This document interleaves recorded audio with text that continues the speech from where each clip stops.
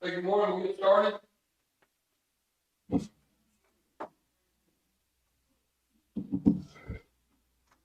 I pledge allegiance to the flag of the United States of America, and to the republic for which it stands, one nation, under God, indivisible, with liberty and justice for all. David, will you call?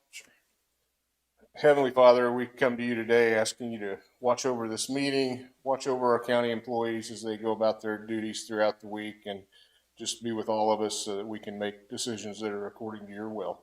In Jesus' name, amen.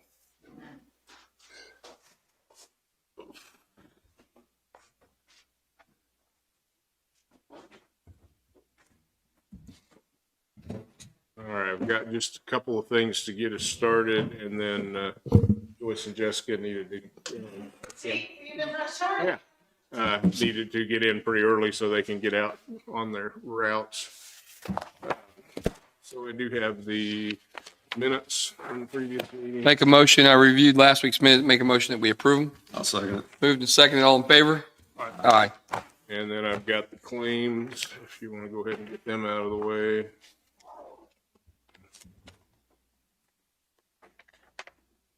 Now, we approved the 1.1, yes, last, Yeah, the payment to River City is included in this claims run, which was the $1,171,309.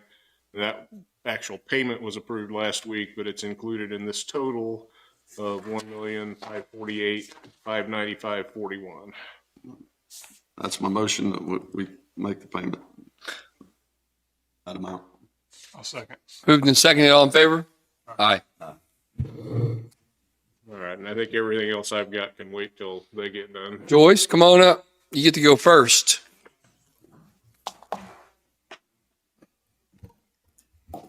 Hi. So I do have my grant forms here that I'm going to need you to sign today because I need to get it turned in by Thursday this week. So you want me to leave those with you right now? Sure. Okay. So this is the only one that needs all three signatures, and that's the local match letter. Okay. And then this one I've marked with all of these little places where you need, because you're the chairman, you need to sign On all those spots? Yes. Thank you very much. So you can do it now or do it later. Don't worry, you get it next. Finally gonna earn your money. We need a motion on this too, don't we? Or not? Did we already do that? I don't This is think, a matching grant? I don't think. So we did. basically, how the grant works, there's three parts of it. We have the budget piece, which right now federal is reimbursing us at 100%. Right. Normally, it's a 70% for federal, 20% for state, and then the county would do 30%. But because of COVID, through January of this year anyway, they're going to reimburse us at 100% for the budget piece. The other piece of the grant's the administrative cost, and the FTA reimburses us at 80% of that. So that would be our I guess, public works administrative fees. And then the capital cost is what we asked for that minivan. Federal will reimburse us at 80%. And Sean asked about that last week. The county would have to pick up. So what's the elderly fund budget in the amount of $244,829 for calendar year 2022? So that's the number I get from David. I have to put that letter out every year when I do my grant and just tell them what our budget is. That's the amount that was already approved in the budget Okay. for next year. Then they're gonna subsidize a big chunk of that. Yes, yes. So we get a monthly reimbursement check. Every month I have to submit a Black Cat report. And that the budget amount would include our maintenance costs, our fuel, and our driver's wages, along with our insurance, phone bills, things like that. The KDOT grant will reimburse us all at 100% on that. The administrative piece, they'll reimburse us at 80%. So I usually get a monthly check around $7,000 or $8,000. That goes back into our elderly budget.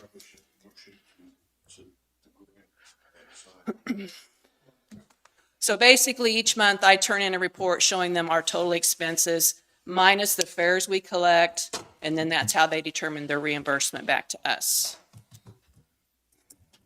Okay. I have an example of their check in my report if you need to see it to see Nah, how it You're works. fine. Okay. So I'll make a motion that we Submit the grant. submit the grant and sign this additional paperwork for all that. That's my motion. Moved and seconded, all in favor? Aye. Okay. Go ahead, you talk and I'll sign. Okay. So, we do operate 2 vans right now. Last April, the commissioners approved us to hire Kim Grigsby as a part-time driver. Is that Kim? That's Hi, Kim Kim. back there. I don't think you'd met her yet. Her average hours probably, I think I wrote it down here somewhere. She averages about 25 hours a week. Okay. Some weeks it might be less, other weeks it might be higher, but that's the basic average over since we've hired her back from April.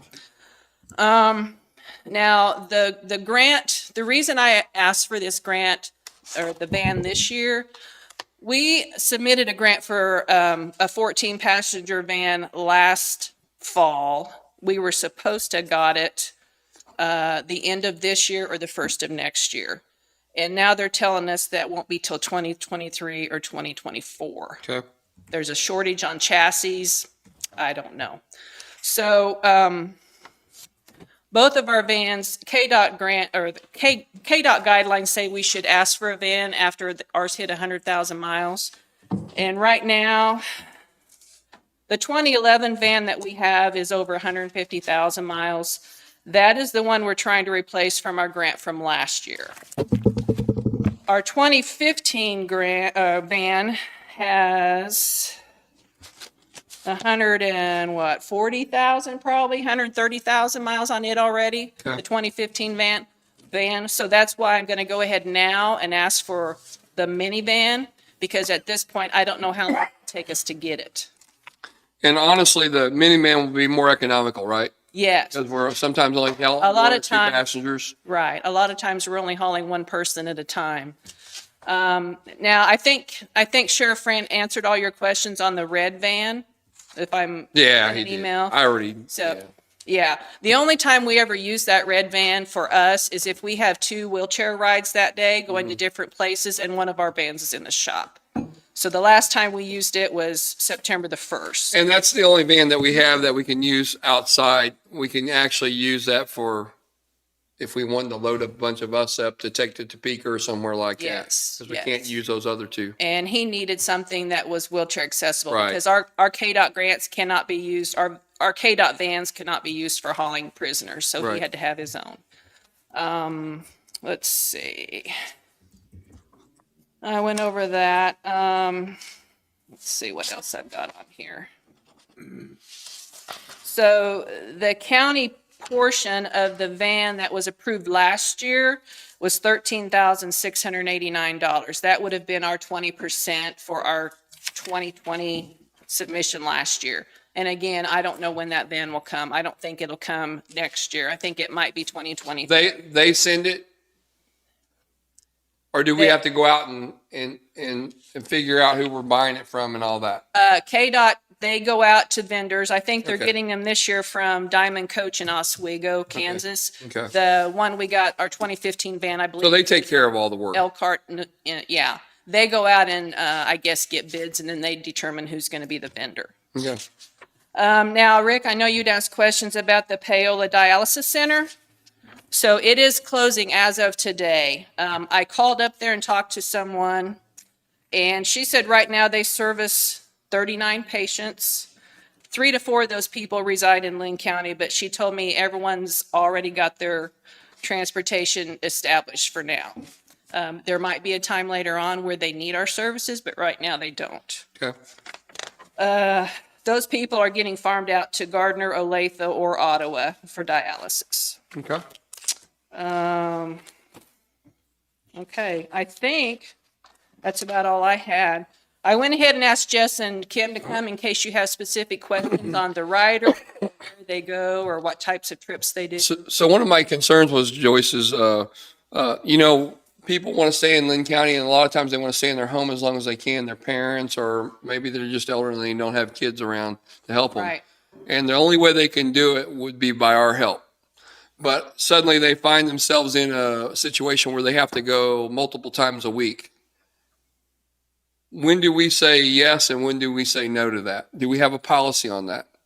We don't turn down anybody. I know right now Kim is handling a chemo patient, so she's taking her, depending on what her appointments are.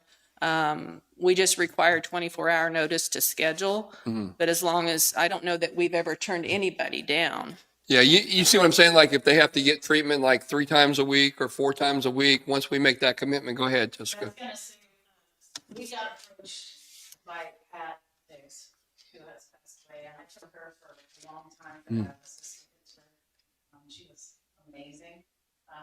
And at first, that was the thing, Jack had said, are you sure we want to commit to this? And I said, Jack, Right. how can we say no? She has family, but her family has to work like the rest of us have to work to put food on the table for kids. So we decided that Kim came on board, and Pat had gone into rehab and then came back from rehab, and then we started taking her in full time until she passed away. But honestly, how can we say no? Right. So well, my concern is this, is there any state saying that we have to or don't have to? And do we have a policy on it? We have a writer's manual, and I can Okay. get you a copy of that. I don't need it, but I The just only need you to time know it. we would ever deny someone service is Okay. if they do not follow our guidelines Okay. in our manual. If they are threatening to our driver, abusive in any way.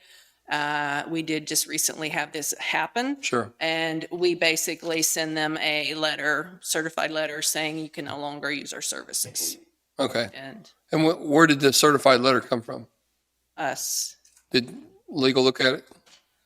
no. Probably make sure they do next time. I can get a copy of it, but yeah, we just followed our ridership manual. We sent a copy of that with the letter, and I'll get you a copy, Gary.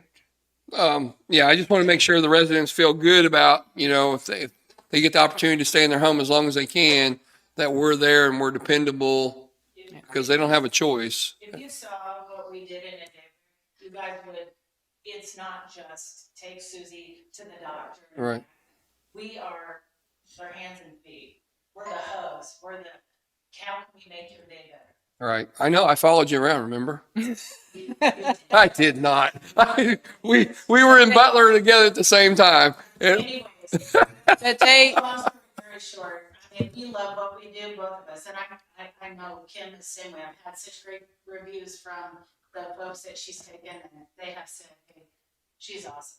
well, thank you all for that. and they, they help them get their groceries in their house. They, The things that we're not supposed Yeah. to do, they say, we go above and beyond. I know she does, I do, whether it's help them shop. Some people don't want you to help them, but getting it in the house, I mean, you could take people that literally, if you're not helping them shop, it might be a 4-hour ordeal. And Right. to get it loaded, and get it in, and get out of your wheelchair, and get comfortable. We do all that. We don't have to do any of that, but we do it because we love the people. Danny's like that on Saturday night. Hey, you got any questions? You got any questions? How, so when this, when we get this new vehicle, a grant or whatever, we get a new vehicle, does the grant still pay for the old one if we keep it, like the maintenance and stuff? So, if we get ready to dispose of our 2011 van, what I'll do is get a hold of KDOT, and they have a whole procedure on how they determine the depreciation. And then, I think if we sell it, it depends on I think it depends on the age of the van. And I've not had to deal with any of that since I've been here. We did once before I got here. But I think if we sell it, we have to, maybe the funds go back to KDOT. We don't keep the funds, but I think we do have the ability to transfer that van to another agency that's in need, that all goes We through. can just keep it in fleet and use it and go on. I mean, we can just keep it in our fleet if necessary to have an extra van. Well, I mean, we could, but I don't know that we would want to. I guess if we wanted to keep that old one as a backup in case, run two and have one old one as a backup. We have done that in the past, I think, kept one around, but usually they're broke down more than. Yeah. Yeah. Both of our vans have had a lot of air conditioning issues this past year, and I went ahead and increased my maintenance budget this year on my grant just to cover the cost and not knowing how long it'll be before we get a new one. How do we advertise for it? I mean, how do we get the word out? Because I think a lot of people. It's in the I've newspaper talked every to- week. The newspaper? Yeah, we run an ad twice a month in the newspaper. Sometimes they'll approach us like that senior living newspaper, I think. We put an ad in it. Kim and Jess, as they have spare time, they will go pass out flyers to different In the health locations. We've done that too, and the virus that she has. Because there's no requirements. You said like anybody and everybody can write it. Just got to give her a notice. General public can ride, yes. We don't take people to work. You know, we've had people ask, we can't really do that. We can't tie our vans up to that point to where, you know, we take you to work at this time every day and pick you up at this time every day. I don't know that, we've maybe had a couple of calls that I know of for that. Yes, I mean, and honestly, no pun intended, but, you know, we just kind of Jack stated back when he was here with me, he said, hey, Jess, I said, Jack, I've been asked to take people to the liquor store, the strip club. I mean, no pun intended. I mean, I get the 10:30. We've had calls about taking people to the casino as well. Yeah, And that's where you, yeah. Mainly doctor appointments, shopping trips. If they want to stop and eat on the way home, then they go to a restaurant. We drop them off and they eat. What's the notice they have to give you? 24 hours. and now there are times, on a serious note, that even 24 hours isn't gonna work because both of us are full. And then we can suggest, hey, I've got this date, how can I help you? Do you want me even to call the doctor and reschedule for you? Because some people do become, whether it's confused, VA is a whole different story. Sure, I know. It's a whole different story, but we try to be as accommodating as we should be, so. Thank you, guys. Thank you. Do you have anything? No, I don't have anything. Okay. Well, thank you. you. We appreciate it. You're welcome. Hey, Mark, come on up. Yeah. I did. It's all done for you. Good morning. Happy Monday. Let's see. I'm Galen Anderson with American Medical Response. Our SUV, I think I let you know last week that it went in service, and we're loving it. It's great to have finally. Worth the wait. Got the radios all set up, the ability to track it, and the safety camera that records events if there's any incident, just like all our other vehicles. So it's going good with that. We got a new piece of equipment in that I'd kind of give you a heads up about.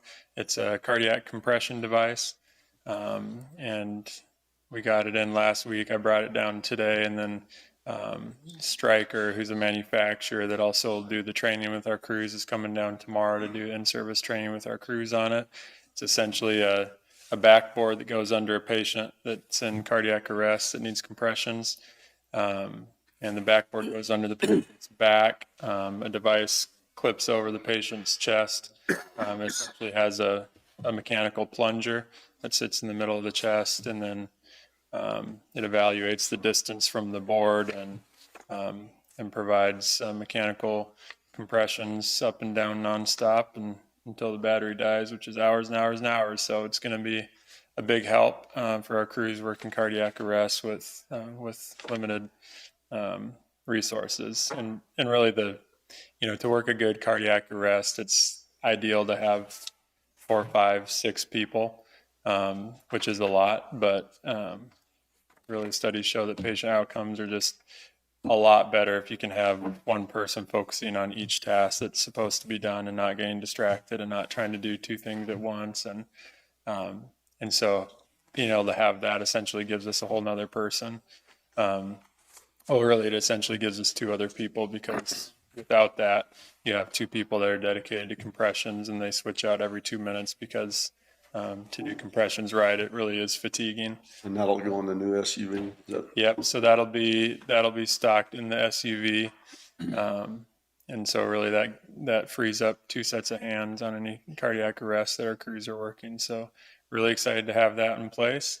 And once the crews are all trained in on that, we'll probably set up some sort of demo. I think it'd be neat for you guys to be able to see in and out of the SUV and see that compression device in action on a mannequin. So We can do it on Gary right here on this table. probably.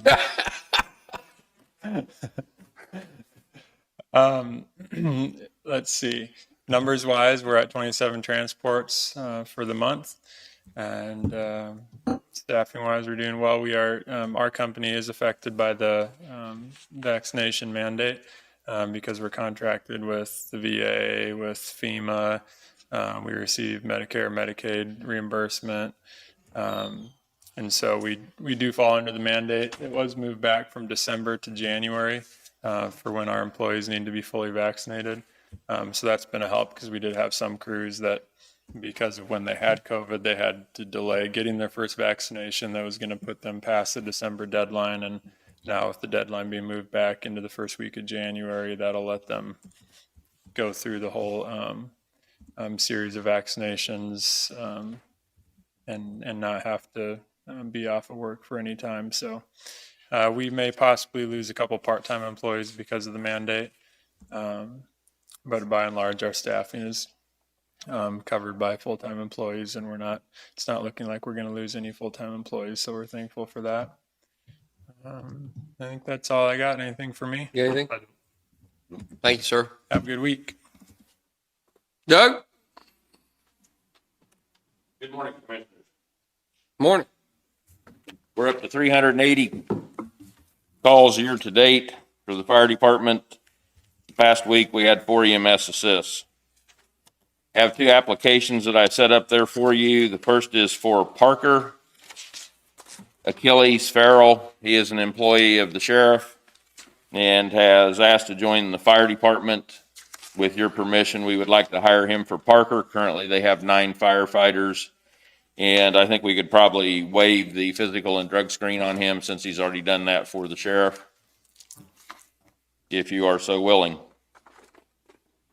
Okay. I'll make a motion. We hire those 2 volunteer firefighters He just read one. pending their, One of them's what he's. one of them. Perfect. He just read the one so far. You got another one? Yes, sir. Go ahead and Maybe read we it. take care of this one first since we got an Okay. exemption. Okay. With the exemption of, Not needing a. since he already works for the county, Since he already works for the county. that's my motion. I'll second it. Moving to second, all in favor? Aye. Second application I left up there is for Douglas Bartlett. Obviously, that will be my son. That's why I wanted to separate them. He has applied for Station 920 in Pleasanton, who currently has 12 firefighters. Did he have a choice? Yeah, he did. He's 21. He could have joined when he was 18. So, but he has put in an application for them. The captain has approved that. I wanted just to disclose that that is my son.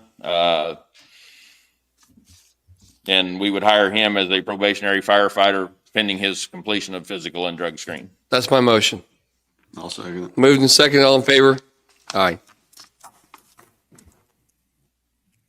What else? That's all I have for you, unless you have anything for me this morning. Thank you. Thank you. Thanks, Doug. Chris, you want to hire somebody?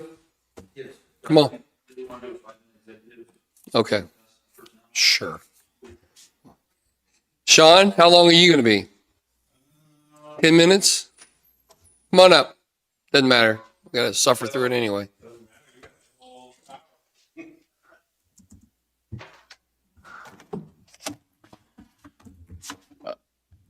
Friday, I met with AMR at the Lacing project, went over some final details of the project as far as what would be necessary to get them moved into the building. We're going to work through that list and should have it done, I think, in relative short order and staying on track. Jessica asked me to remind you that tomorrow at Bunker Hill at 7 p.m., we have the city, county, and lake officials meeting. 7 p.m. Correct. This last week, we had a foreman's meeting, went well and resolved several issues. We also had grader training and implemented the tablets into the graders and should start getting some feedback on those. Okay. We're very hopeful that that's going to go well and be a benefit to everyone in that area. How many attended grader training? I think we had 10. Really? That's pretty close. North Shop sent several people that were interested in learning the operation that weren't actually assigned. So And Joyce has already spoke to you. Park will have interviews this week for the part-timer. And I did have Johnny Taylor on his way to talk to you about his update on his training and his scheduled testing that's coming. And I will need 10 for personnel and 10 for legal. And I also have your task list from Joyce.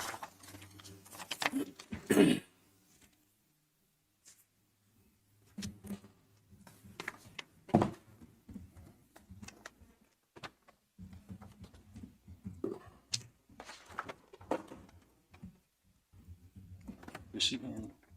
You a copy of those? Because she printed out like she needed.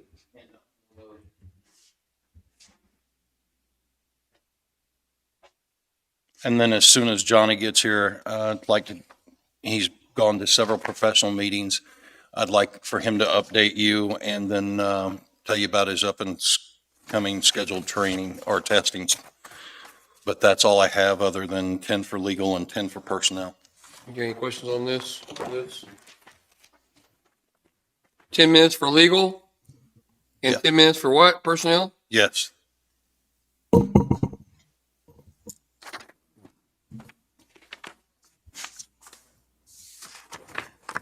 You needed 5 for personnel? I've got the sheriff's weekly report, if you want to take a quick look at that too. Send it over.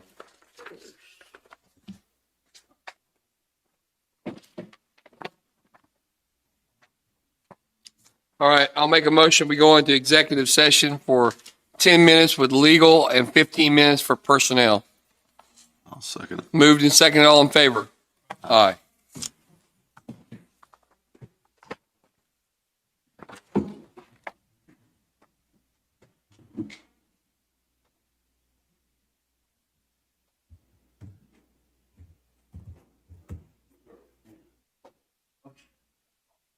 Hey, do I? Oh, really?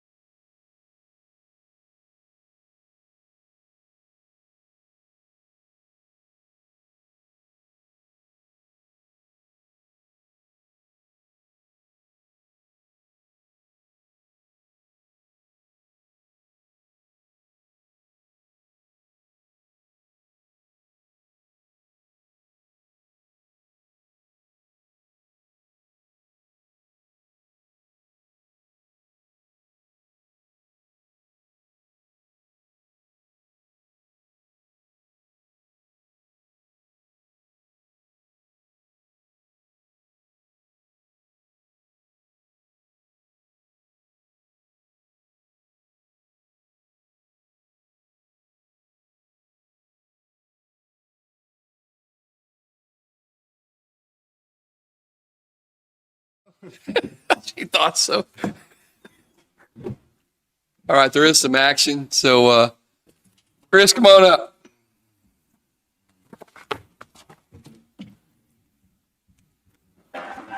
Morning, Commissioners. Chris Martin, IT Director.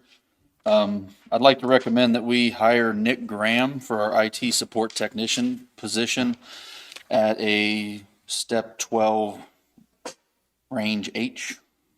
Did I say that right, David? Yes. What's that amount? It is 21.3376 per hour.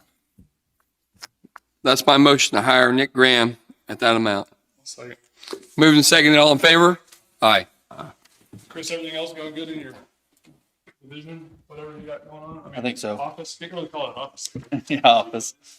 Yeah, I think it is. And Nick's going to be a great asset for us, so. Over there, have you got the supplies or whatever? You starting to order it or reorder? We've ordered everything. We're just waiting on delivery. We've got part of the cameras, waiting on switches and cameras, which is we expected. We don't expect them until December, at the latest January is what they thought. Okay. Kevin said you worked pretty hard. You had an antenna hit by lightning. Yeah, the tower. We thought it was a late night for you. Yeah, a little bit, but yeah. Appreciate it. We never did lose 911 or any of those functions, so we were pretty happy. Thank you. Thank you for that. Thanks. All right. So we got a quick claim deed here. You want to prepare the motion for me? Yes, this is a quit claim deed, deeding your interest in the KDOT building on Highway 152, deeding it to the Water District. Just to give you the background in case anybody has any confusion about it, KDOT owned that building and operated out of it. When they quit, they deeded it to the county with a reversionary clause that said that if the county ever ceased to use it for public purposes, it would revert to KDOT. Then, about 10 years later, they deeded their interest to the Water District. Well, the only interest they had was the reversionary interest. So if you are now going to make a decision that it's no longer of value to the county to be used for public purposes, it would go back to KDOT and then to the Water District. So we're just going to deed any interest we have directly to the Water District. And that will close the circle. Say, what I had down here, if this sounds okay, was stated that the old fire station KDOT building in Lacine is no longer of any value for public use to the county and moved to sign a quitclaim deed to Rural Water District Number 1 for the property. That's exactly. That's my motion. Second. Moved and seconded, all in favor? Aye. Aye. You already signed it? I did. You're speedy. I signed it while I was saying yes. And then we'll, Sean brought up the meeting, that's tomorrow night, correct, at Bunker Hill? Correct. At 7:00. So if you're all planning on attending, you would need to schedule that as a special meeting, and I assume you won't be taking any action at that meeting? Nah. So what I had down for that was to schedule a special commission meeting Just a butt, John. at 7 p.m. on November 16th at the Bunker Hill Community Center in Mound City. Special meeting will be held with city and lake development officials, and no action will be taken by the county. You gonna be there? Sean? Okay. Okay. Is that? That's a perfect one. I'll make that's my motion. Second. Been moving second. We have a special meeting tomorrow at 7:00 at Bunker Hill with the mayor's meeting. All in favor? Aye. We have to start our election canvass at 10, is that right? I believe that's the way that by 10. By 10. Is on it. Can we be fast? Yep. Come on up. Good morning, sirs. I just wanted to give you kind of a quick overview of what we've been doing in the noxious weed department to get ready for 2022. November 4th, I was able to attend the County Weed Directors Association meeting. We're in the Southeast District. There's 20 counties. Linn County was one of 14 that attended that day. What's beneficial about going to these meetings is networking, especially for me being new at this, networking with some of the other directors. That led to the Miami County Director and the Anderson County Director came down on November 10th and visited me at our facility, just kind of helping to mentor, lead us along the way. I much appreciated on my part. They're very interested in helping out. It was really nice. I got a lot of contact information from at that meeting with other directors. They also mentioned looking over our equipment, real impressed with what we got. And also really beneficiary to the county is that with the chemical inventory that we have now, they said we're pretty set up for 2022, which was very good to me, not worrying about having to order more or be ready for that. Also, they're at my disposal anytime I need them for help going into 2022. Some of the testing and certifications that Carl and I are working on with the help of Joyce. Last week, we were able to get registered for December 7th for testing in Olathe. I'll be doing the general manual pesticide application training, which is a 120 question test. Carl, I believe, is doing 2 tests, the right of way and the noxious weed, and that will get him caught up on the testing, and then I'll be doing those next. The good thing is I found out that I can speak to the examiner there in Olathe and set up for my next testing. They don't always keep the website up really quick, but I'll be able to find out when I can get that done. So, coming up in March is very important. The first week, there's the 84th Annual Kansas Weed Conference that we'll be attending. And then also the last week of March is a mandatory basic school, and this will help us to attain the noxious weed license. So that's kind of what we're working toward, trying to get all this going so we can kick off 2022 with a program going forward. So, And I would just ask you to prepare your plan for the public to come in and get their cost shares done. Yes, sir. Where you're going to do it, set up some good times. Yes, sir. If you're going to do it by computer, how you're going to do that. Keep track of all those emails, Yep. save them all. Just be more proficient than maybe some of the other others had. Will do. I've had some contacts already on that and some help with the ladies in the office that are helping me with that until everything's taken over by me. So Appreciate it. Are we, I know they had that water leak and stuff up here at the barn here in Mount Cedar. Is it still our plan to get him from the landfill up here? Why don't you go work on that? okay. You and Sean talk about a different location. What works out best? If we need one or not. Okay. For the director, for him. So it's more accessible to the public here in the middle of the lower part of the county than over in Prescott at the landfill. Everything else going good, feeling comfortable? Everything going good. Comfortable, yeah, just a lot of learning and testing but I will say that everyone has been very helpful both in our county, and I've really been impressed with how much the neighboring counties have reached out. Good. Like I said, Miami County, Bourbon County just so happens to have a new director that's kind of in my same situation. He actually had reached out to Miami County director and attended that same meeting on the 10th at our facility. And so just to be honest, it was a nice little brotherhood. That was one thing I was encouraged about to always attend. They're the first Thursday of every month, the Weed Director Association meetings. They said, some of the guys that's been around for 30 years don't feel it's as necessary, but it was very nice. I got to meet one of the chemical suppliers that attends every meeting. He reached out to me too. Actually was a real help with me figuring out some formulations for some non-restricted spraying that we've done at some of the towers and stuff. So I felt that it was really beneficial to attend that. So. We'll drag you in again sometime and talk to you a little bit longer. Sounds good. Thanks Thank you very much. much. You can convene your canvas here and now, since it's 10 o'clock. Yep. Required to, then move it across the street with the instruction that you're gonna journal it. Yeah. Yeah, if there's no other business after that, there's no reason you can't adjourn. I don't have any business after that. Do you? So. All right, so first thing I would need would be a motion to recess from the Board of Commission meeting and reconvene as the Board of Canvassers. That's my motion. Second. Moving second, all in favor? Aye. All right, and then I've got some results to review with you, and then we'll go across to open the provisionals and run them through. Do you need the whole table again? Okay. I've got one big printout for you Okay. to look at. So my plan was to have you verify the results on the candidates that were on the ballot. So if you look at this, there'll be names listed, and then it'll say WI, those are write-ins, which is off a separate list, so I wasn't gonna go through all that in as much detail. So I guess the first thing I would need is if you want to go down that list and verify I'm reading off our machine printout. So they won't be in order. They will not all be in the same order. First thing I have is city council at Lacine. It should be on that front Yep, page. it is. And the numbers I'm looking for are going to be clear over at the right. So I have David Brenneman with 29. Yes. Thomas Cap, 36. Yep. Keith Stoker, 32. Then I have Blue Mound Council, which is at the very beginning, I think above that. The rest of those would be write-ins. Okay. Blue Mound Council, I have Byron Coates, 28. Paul Moeller, 29. Donnie Reinerson, 30. Okay. Then I have Mayor of Prescott. There's only one guy there. Kevin Wood, 35. I have City Council at Prescott.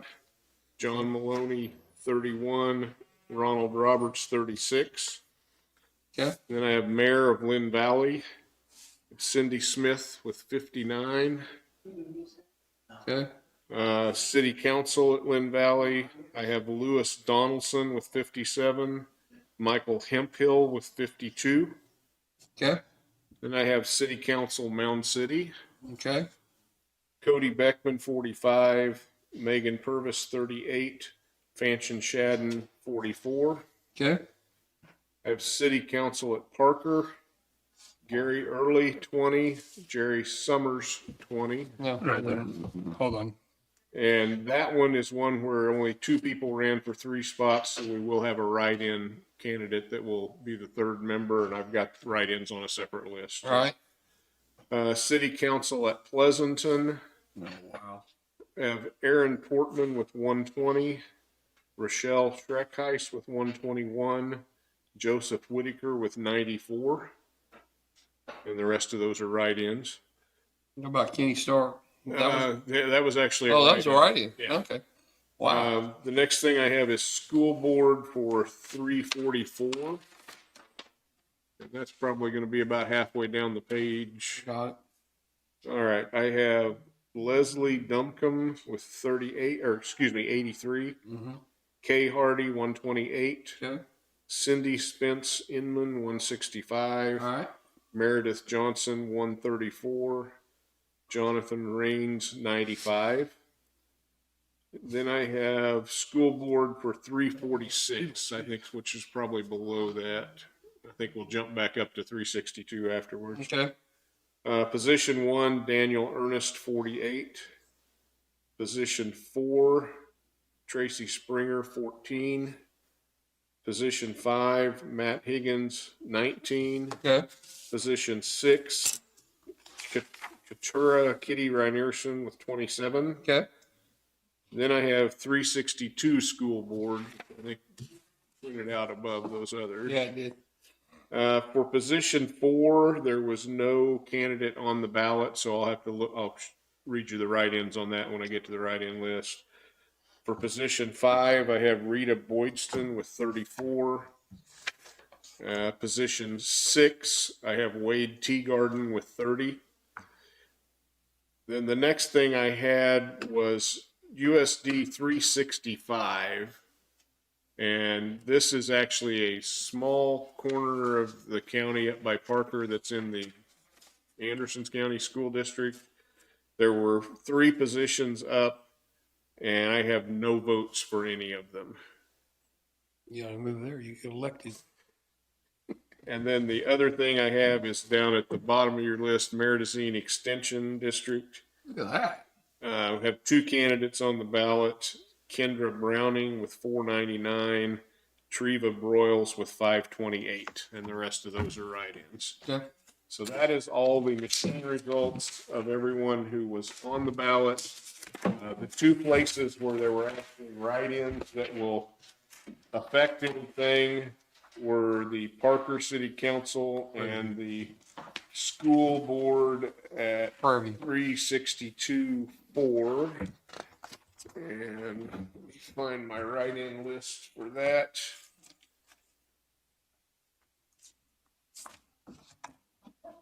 I honestly don't know that I have one that totals all of them up. But 3, okay. So Parker, the Liberty Township. Okay, for Liberty Township, the candidate for city council that got the most write-ins would be Candace Higgins with 6. And then there were 3 people with 1. Tony Borum, Jennifer Klein, and Cheryl Townsend.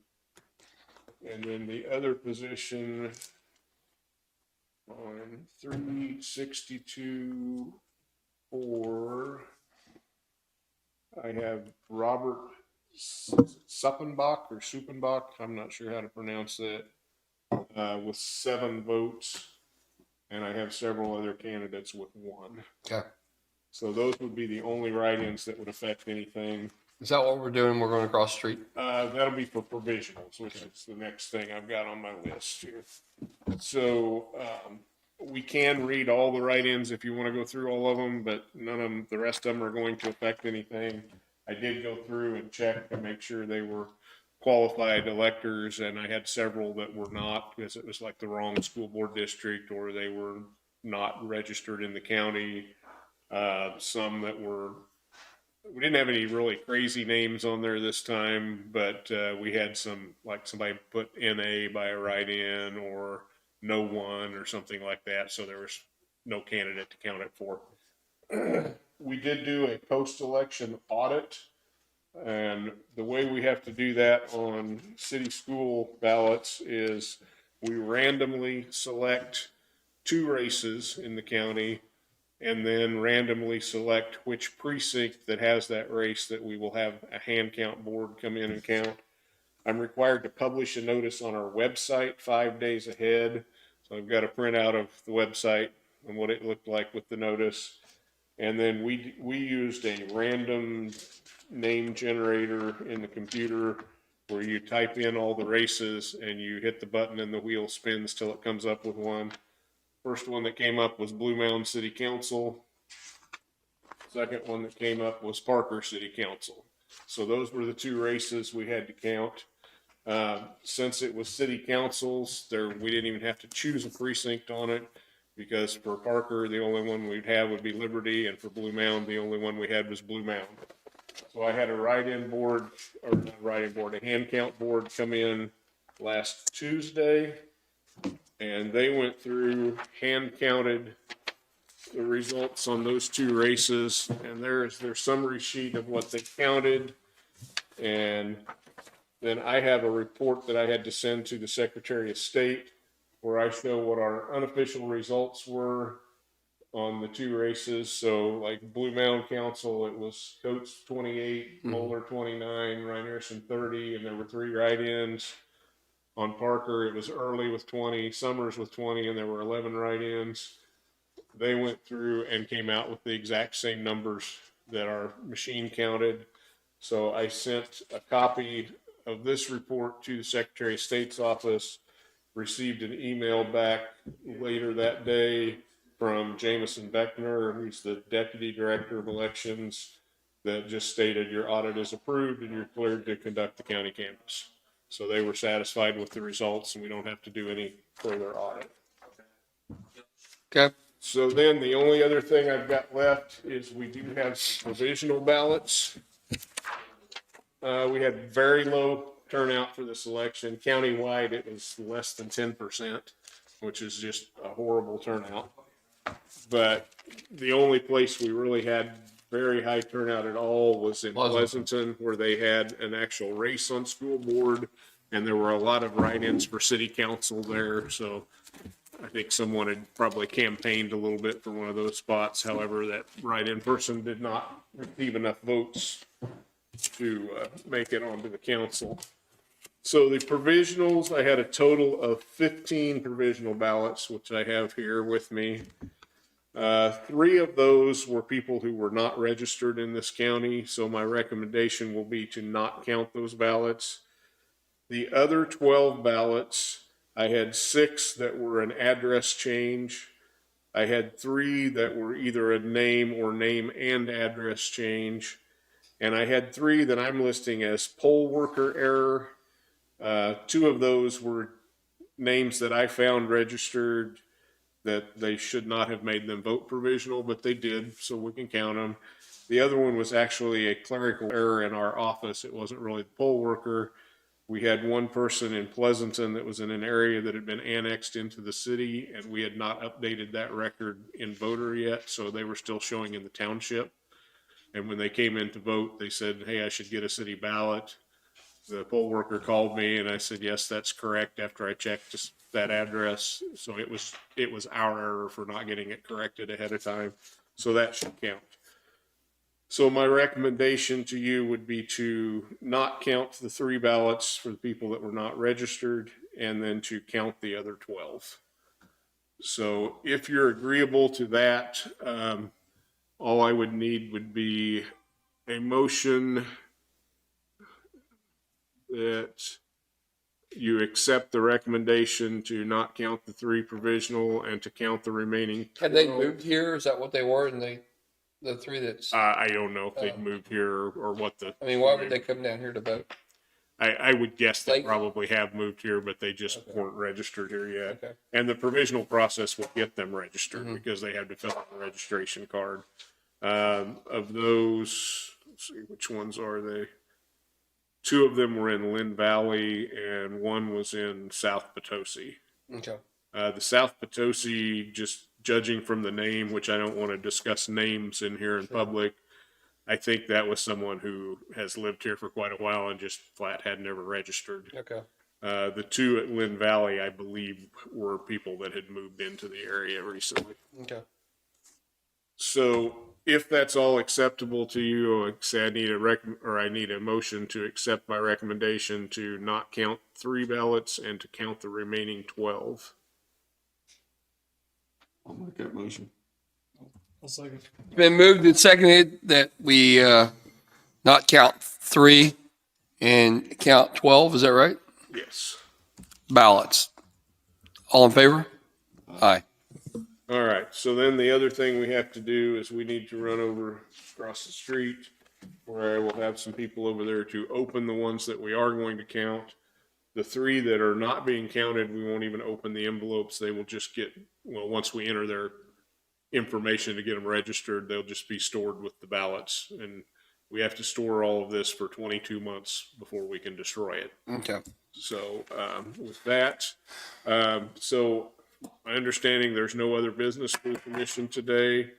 So we can just adjourn from over there if Yep. that's acceptable to you, or I guess if something would come up in the meantime, we could come back over and continue with the meeting. Sounds good. So let's go over there.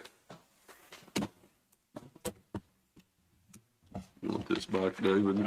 Yeah, I'm gonna have to come back and get all my stuff anyway. Just set it all there. I guess the other thing I might bring up before we head across the street is this sheet that I had you reading on the bigger paper. I have a different paper that I'll put the final results on to store in a book. So if it's acceptable to you, I will have that printed out and ready for you to sign next week with the results of these provisionals included on it. We couldn't do it right now. I mean, you can talk to them individually. Dan, come here. You're not.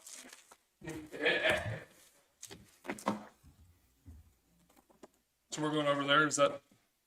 Yeah, we'll go over there to the room next to my office where we've got a scanner to run these through. Yeah.